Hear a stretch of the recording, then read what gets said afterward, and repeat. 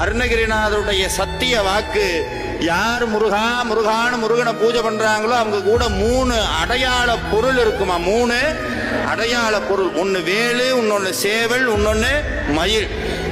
இந்த 3 அடையாள பொருள்.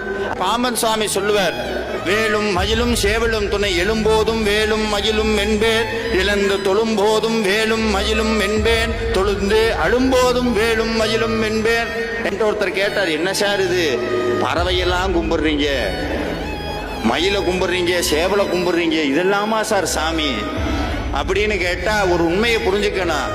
அது பறவை கிடையாது, பறவை அடையாளத்தில் இருக்கிற வேத மந்திர சத்தியம். அது பறவை அடையாளத்தில் இருக்கிற சத்தியம்.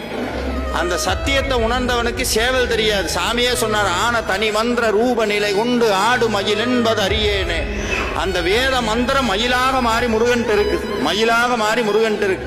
சேவல் ஒவ்வொரு தடவையும், இன்னைக்கு சேவல் என்னன்னா நன்றி கடன் மறக்காத ஒரே பறவை சேவல் தான். சூரபத்மனே